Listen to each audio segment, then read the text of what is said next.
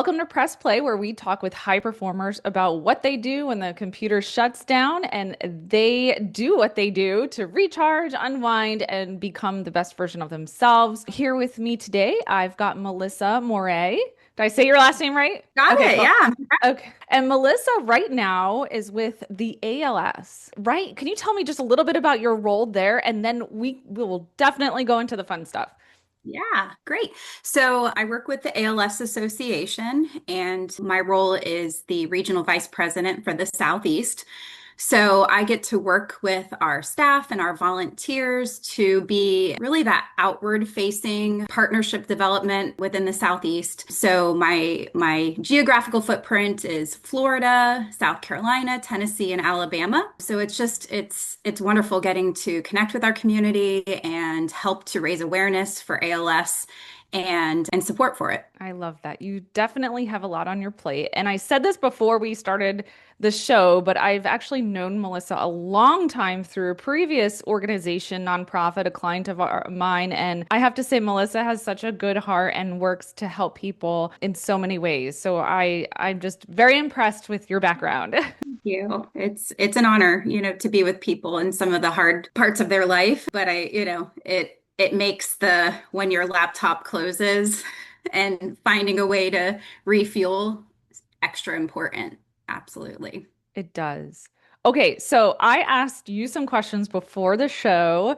I read them and I'm like, okay, Melissa is the coolest person I know. So, If I thought I was kind of boring, I'm like, no. I don't know, what do I do for fun? That's a hard question. Like, you don't really think about what you do. So, Oh my goodness, not for you. I mean, between like and canyoning, which I would love to hear about, and your travel and zip line to, oh my gosh, like in the books, I can't wait to cover so many of these different areas. But maybe we can start with what is your day? Like when day to day, how do you kind of, is unwind, recharge? Is it working out for you, working out through Orange or things like that? yeah. So, in addition to having a pretty full professional calendar and volunteer calendar, I also have two small kids. So finding time to kind of refuel, those windows of time are pretty limited. So I got to make them pretty impactful. So my kids are age 6 and 10. So, really my personal care part of the day,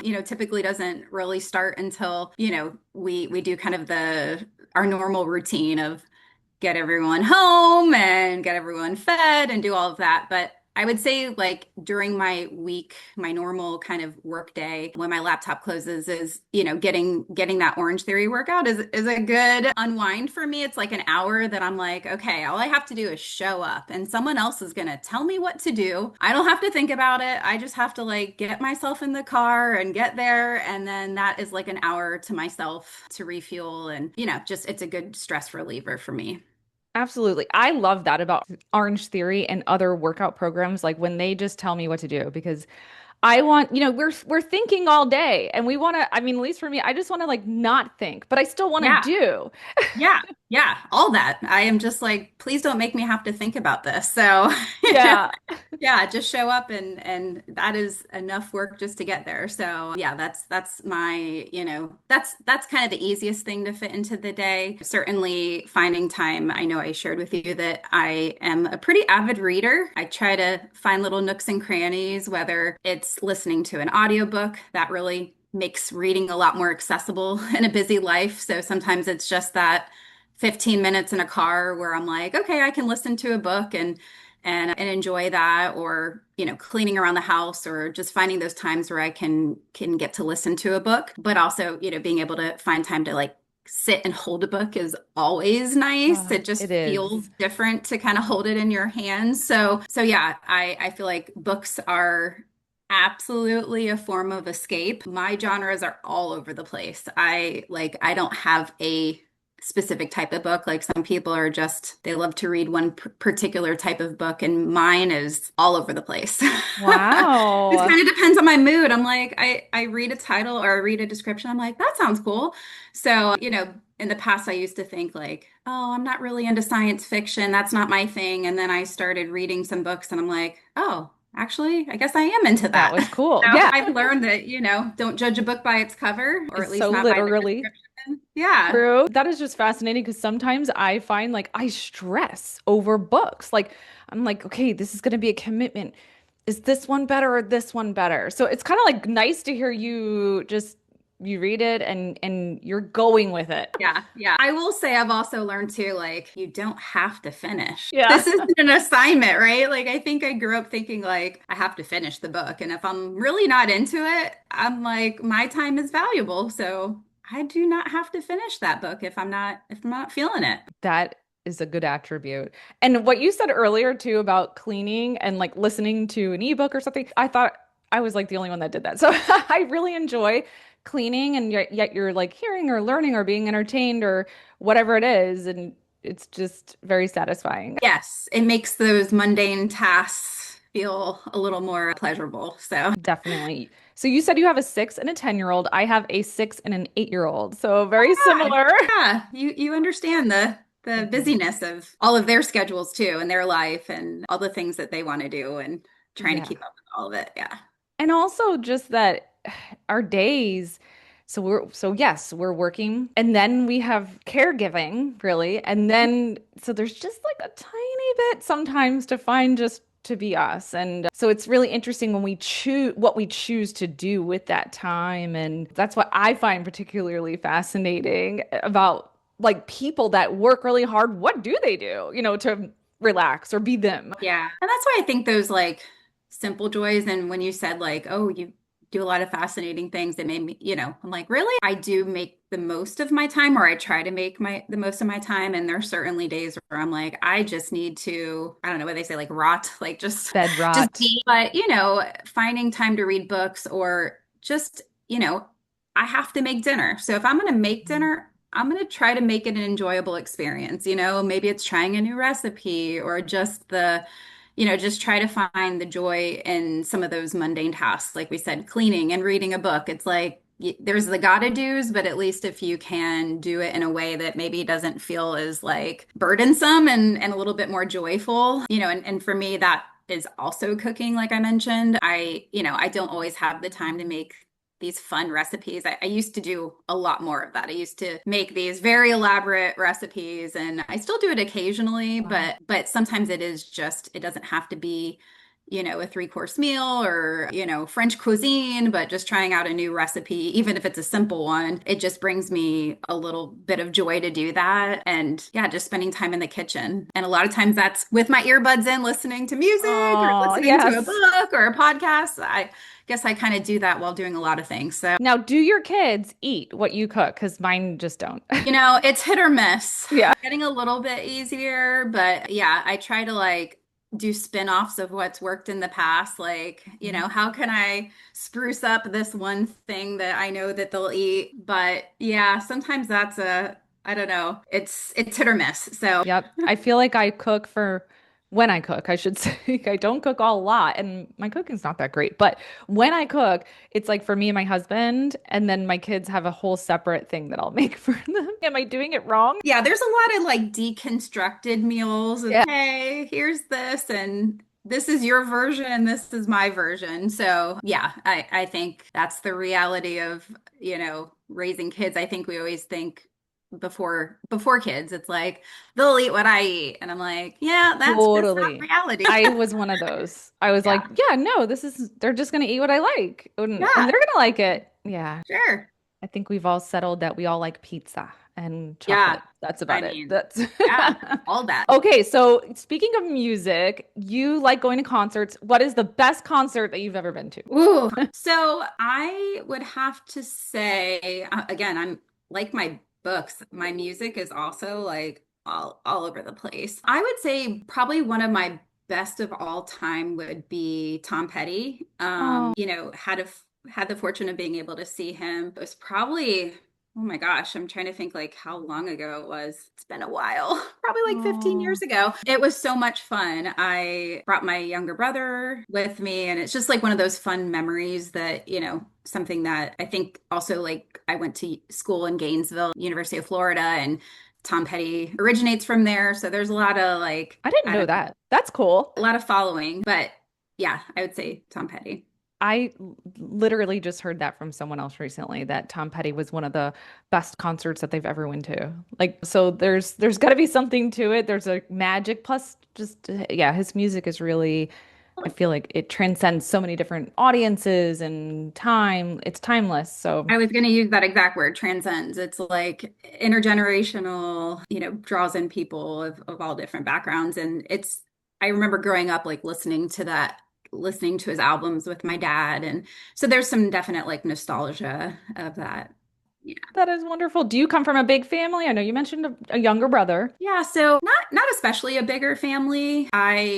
It's kind of a sad piece, but my dad passed away when I was in high school, which is really what kind of led to my kind of pursuing the work of working in hospice and palliative care, just being exposed to loss and grief and wonderful, hospice care when I was in high school. And so, my journey, my mom passed away unexpectedly, suddenly a few years ago. And again, it just really reminded me like that life is short, that you It have to really is. live life to its fullest. I know it's kind of cliche, but having these experiences relatively early, it's also just allowed me, I'm grateful to be able to help other people on their journey, whether it's Mm. been through hospice in my time working in hospice or now working with ALS, but also just friends. I have a lot of friends who are now starting to have their first losses, and I tend to be the person they call because they know I've been there and I can relate. So it's an Mm. unfortunate thing, but I'm just grateful that while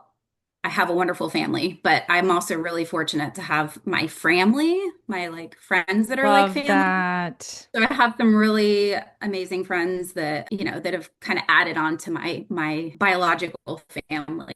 So those people are really important to me too. Oh, wonderful. And I appreciate you sharing that with me. I know that's like just so touching about your Yeah. family. And I just think I see a whole nother side of you, which is, because what I probably didn't share for those tuning in was how we've known each other through a hospice and palliative care network and just the work that you've done is just, again, incredible. And now with people with ALS, which I can't wait to talk about too toward the end, because I've had some great volunteer work with them too. And it's just a cause that's super special to my heart. So I cannot wait but to get there. But before we do, I need to ask you about your travel because you have some really crazy cool experiences. Yeah, so I feel very fortunate. Like travel to me has been something that I have tried to prioritize as much as possible. There's a lot of I don't necessarily like fancy things, but I like going on vacation. Oh my That's gosh, I how, love that. it's like I will prioritize that. Like I may not have all the things on brand, but I will try to, to budget for some experiences in travel. And, I guess after my undergraduate, I went to University of Central Florida for my undergraduate, and I had like this summer in between undergraduate and graduate school. And so kind of put my stuff in storage, and my then boyfriend, now husband, we went backpacking through Europe for 5 weeks. That was my first like international travel. And that was like a time, as I think back on doing that as like 22-year-old, it was like before we had like really cell phones that you could use for like there was no GPS. There was none of that fancy stuff. Wow. So I'm like thinking back, like, how did we do that? I don't know. I'm like, somehow we figured out the train schedules and all the things. And yeah, we went, stayed at hostels, did trains, and it was for me, that was my like first exposure, but it gave me the bug for travel. Being able to see so many places and meet just interesting people, other travelers that were traveling from across the world. And so, since then, I've had the chance to do many more travels. I don't get to escape for 5 weeks like I got to do back then. But, interestingly, also like working in hospice, one of the opportunities I had is Suncoast Hospice has a partnership with it's a global hospice partnership, and we had a sister they have a sister hospice. I'm still involved with our committee, and basically every few years there's a staff exchange, and I had the opportunity to be one of the three people who went on this trip and got to see some things and experience some things. I had the chance to spend 2 weeks in South Africa, and part of that, or a good portion of that, was making visiting people who were under hospice care there, which is just worlds different. I mean, it was just a very Wow. different experience, but it was just the greatest honor. So that was not for necessarily adventure, but it was really fascinating to see a different part of the world that I had not traveled to. Absolutely. And now, with kids, like it's changed, Yes. it's a little bit, your vacations look a little bit or a lot bit different, but we've also really tried to prioritize like exposing them. And this last summer, we had the opportunity to take them to Spain and Portugal for a couple of weeks. Oh, I have some family that live there, and so we were able to kind of use them as a jumping off point. But we got to introduce our kids and expose them, give them the travel bug of, how fun it is to be able to visit somewhere different and try different foods and walk into these amazing like architectural, like just looks so different than what we see in the United States, and just so much history and culture, and they absolutely loved it. So, you know it's a what a lot cool. harder. Yes, You got to harder. move a lot slower, but they absolutely loved it, and I'm just so grateful that we had that chance to do that with them. And then this summer we went to Washington State and Nice. Vancouver and did national parks and lots of hiking, and it was just really, again, just a great experience of showing them a part of the country that I hadn't seen as well, but just taking time to spend time in nature and get lots of hiking in, and again, got to move a little slower Yes. trails, but they absolutely loved it. Wow. Okay, so hiking's like my one of my top three favorite things to do. So you just, yeah, I love anywhere I could find somewhere, a trail, go there, pack up, and is like my jam, being in nature. And with the kids, it's definitely different. But I'm so glad that they're like experiencing that. And what you said about going to Spain and Portugal, I just think that's the best way for them to learn about those other countries is going there and experiencing it. They probably have now such a deeper understanding than they could have. So I just think that is so cool. Yeah. Yeah. I mean, I don't take it all for granted that these are things that, I didn't get to do as a child. Yeah. So I feel really fortunate that I can give them these experiences, and I hope that they like carry that on with. And I'll just say, since you mentioned hiking, like something that I think is really cool that I feel like I give my like PSA to everyone is, if you have a fourth grader, they Mhm. can get a free national parks pass for a year. I And it didn't know gets you and this. your family, it gives you and your family access to the national park. So all of the parks that we visited in Washington State, my daughter got to use her national parks pass, which she thought was like the coolest thing. And it's like one of these things that a lot of people don't know about. So I just just wanted to did not share that know. little tidbit that you can get a free national parks pass for a year if you have a fourth grader. So Wow. I'm yeah, definitely going to utilize that. My kiddo, yeah, my you have one oldest is, coming up. yeah, yes, exactly. My oldest is in third Ew. grade, so next year. So I wonder why they chose fourth grade. Just maybe that's just the age that they want to start cultivating that I information. think But they start learning about geography and about like United States. And so I think it's a way of giving them exposure to our national park system. super cool. Oh my Yeah. gosh. And I know Yeah. from your experience, like you've been ziplining in like Puerto Rico and you can what is canyoning? Is that like you were rappelling down? Like Oh my gosh.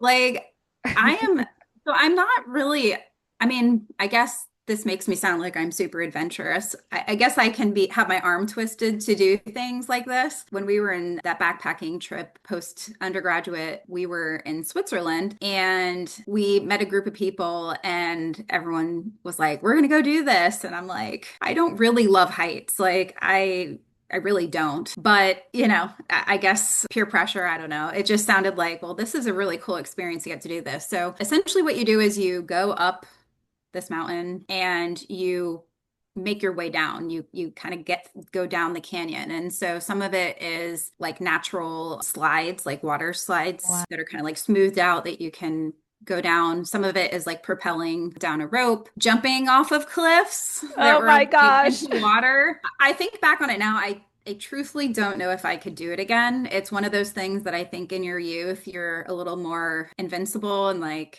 Yes. you know, it seemed safe. Now I'm a little bit more cautioned about doing things like that. And the thought of my kids doing that when they're like 22, I'm like, what were you doing? It was, I guess, safe. We all made it through, but it was a really cool experience. So I'm glad that I kind of faced my fear. And, in some ways there's only one way down. So once you're there, you Wow. gotta kind of do what you gotta. It was absolutely breathtaking. So I'm glad that I did it. Oh my goodness. It is funny the things that we do before becoming a mom or a parent and then post because I remember my husband and I took a vacation to Costa Rica and there was just some lady on the side of the road. She was just waving her arms. Why did we stop? But we did. And she's like, "You want to go down a path down there? It costs money. You pay me." And we did. And we ended up seeing this most amazing waterfall. And it was so hard. We were slipping. I'm pretty sure I fell 100 times.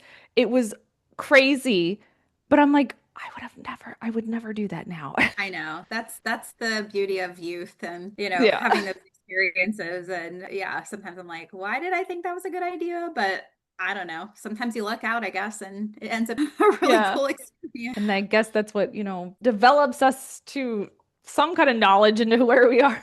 Oh Yeah. my, or it gives us something to tell our kids not to do. There's that. I don't know. It's like I have to think that when I sign up for things that it's not, there's a little bit of caution, but it makes for good stories. So Definitely. Oh my goodness. Well, what brought you to, I guess, the ALS? Meaning, is there a personal connection for you? I know that certainly your work with, hospice is just so incredible. And I know like ALS for me is something that many people don't know enough about. And so I want to like know all about your journey there and what you want to do with that. yeah. So again, having experienced a personal loss, and I really kind of set my path. And so what I didn't already share is that my dad was waiting for a liver transplant when I was in high school. And so my career actually started in organ and tissue donation. That's kind of where I got my kind of foot in the door in the nonprofit space. So had some internships, had some time where I worked in that field. And it was in many ways kind of a progression of, working with people who've had losses. And it really, when I saw an opportunity come up to work in hospice, it just felt like a good move for me. So I had the chance to work with hospice I worked in that field for 13 years, got to do such incredible things and met such remarkable people. And truthfully, I mean, I still feel like my work in ALS in a lot of ways it's just a little bit more specific, but it's Mhm. really the type of work is very similar.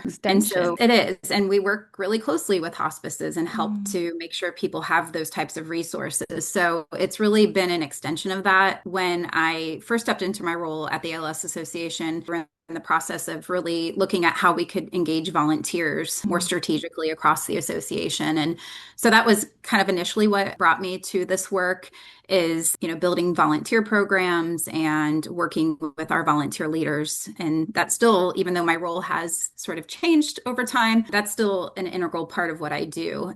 And to your point, ALS is something that not a lot of people are aware of. And part of that is, fortunately, ALS is something that is considered a rare disease, although sometimes it feels like the more people you meet, there's less degrees of separation. And unfortunately, a lot of folks, know someone who has Yeah. had ALS. And I say unfortunate because ALS is a disease that there is no cure for, and the average life expectancy is 2 to 5 years. And so while there's been some, wonderful advancements, some important advancements, there's still so much work to be done. And it just makes our work so critical to make sure that people understand what this disease is and how much really funding is needed to help with research. And so a lot of people are familiar, I hope, with the Ice Bucket Challenge. It's been, Yes. I guess, 11 years now. It was 2014. It was really revolutionized how fundraising, like it was a viral campaign. I did the Ice Bucket Challenge. And so it's funny to think back, like I never would have known that I would have went into this work. But the Ice Bucket Challenge and the funding that we raised in that helped to fuel a lot of different research projects. And one of those is led to a study that was the development of a medication called Kusaldi that helps individuals who have a gene mutation that is a familial, it's a genetic mutation. And so people who have this gene can be carriers and their, children can develop this ALS as well. And so this medication has been shown to either stop the progression of ALS or to actually have some improvement for people that have that gene mutation. So That's it's huge. been a big win for us. This is something that's happened over the last year. And so it's really, I think, given hope that we can sort of replicate the science behind that. And so it just, it makes it so important that we just continue to raise awareness and to help to fuel research because we know that, there is a cure there. It's just Absolutely. finding that technology. And so, there's hundreds of research studies being conducted in ALS. So there's a lot of hope, there is hope there. But a lot of, what we do is not just, absolutely fueling finding a cure, but also how do we help people that are currently living with ALS? How do we make Mm, their lives easier to manage? How do we help their caregivers? Because this is a yeah. really it requires a lot of care and support from family. So making sure that they have resources, whether equipment that they may need in their home or modifying their home to make it livable, educational resources, support groups. We have multidisciplinary care clinics across the country that we partner with and making sure that they have these specialized care providers who can help them. So it's a lot of things. And I just, I feel honored that I get to do this work. I have an awesome team and that includes our staff and our volunteers who really help us to do this work because it it's a team sport as we like to say. Definitely. And from my understanding too about rare diseases is the research that you could be doing could also help other diseases. So the more that people help with ALS, for example, there are some commonalities with gene mutations and genetic findings that could be done. I mean, this could be really huge to Yeah. support this type of research across the board. So Absolutely. Yeah, it's constantly evolving. I mean, there's a lot of conversations around like how will AI influence our ability yeah. to really sort through, thousands of pieces of data. But you're absolutely right. The hope is that as we find advancements that we can replicate them, whether it's Mhm. through other research studies outside of ALS, but then of course also within ALS. So, again, there's thankfully such super smart That's right. neurologists and scientists out there that are leading this. And I'm just, every time I read about the work that's happening, it just really gives me and others hope that there is a cure just around the corner. Couple years ago, I participated in the CEO SOAP, and I was very Yeah. honored to do that. And I brought my kids along and educated them about ALS. I wanted them to have exposure and experience that we are here to help others and do whatever it takes. So I would encourage anyone else watching, listening across the country to be a part of those CEO SOAPs. They're super fun. And Yeah, yeah. It's kind of our spinoff of the Ice Bucket Challenge. yeah. We engage our corporate or just, people of influence in the community to help raise awareness and funding for ALS. So we do have them throughout the United States and several different markets. And it, like I said, it's really helped to get the word out in communities where it may otherwise, people may not be familiar. So we really appreciate, thank you for sharing that and thank you for participating because it is a really fun event and something that we've had some great success with.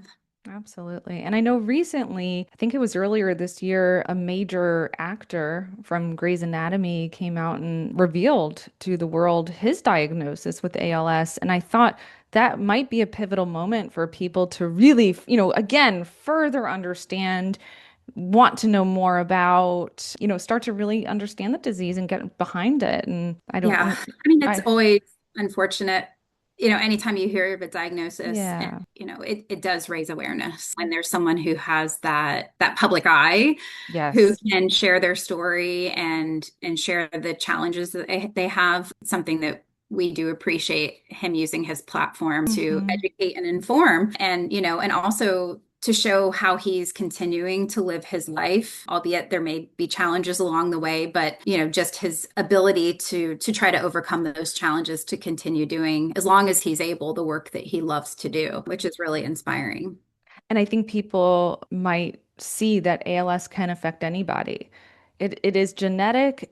I feel like I hopefully mean, that opened the population field of view for it. yeah, 90% of ALS is, as we know it, sporadic. So Mm. 90% of people who are diagnosed, they don't have a family history or at least a known family history. So that, that's something that you're absolutely right. There, I've met people of all ages, all backgrounds, male, female. It's just there. We always say like ALS does not discriminate. It Yeah. unfortunately is something that can impact any one of us. What can people do to help you and help your cause? Yeah. So, I appreciate like even just opportunities like this to talk about ALS. I think it's something that was beyond fundraising, which was powerful with the Ice Bucket Challenge. The other part of it was that people who, talked about ALS that otherwise, like I remember, doing it myself, and I didn't have anyone in my family that was impacted by ALS, but I shared with my network, and I have to think that all of those things have helped to make ALS a little bit more of a known disease. Like I think 11 years ago, before the Ice Bucket Challenge, many of us had never heard of it at all. And I think that that's changed a bit. It's made it more personal. So I would say, raising awareness, funding support is huge. I would, be remiss if I didn't use that chance to say that this disease is one that is underfunded. So anything that we can do to help raise funding for research and for care is absolutely critical. So whether it's donating to that or participating in one of our community events, you mentioned the CEO. So we also have the Walk to Defeat ALS, which takes part in over, I think, 100 different locations. So there's lots of opportunities to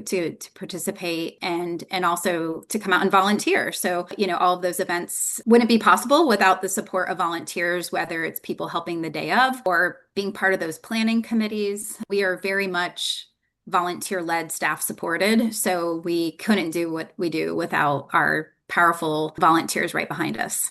That's amazing. And sometimes that could be like rallying your company or corporation around ALS to raise funds. Or if that's, maybe not the option, just giving your time, like you're saying, being there the day Absolutely. of. And so Yeah, there's we so many love, ways. I mean, volunteer groups are awesome. We've had some wonderful businesses that come out and volunteer together and or do a walk team together, which is always wonderful. There's so many different ways. And so, I would just encourage anyone who feels that nudge just to reach out. I'm always happy. Brings me such great joy when someone says, "How can I help?"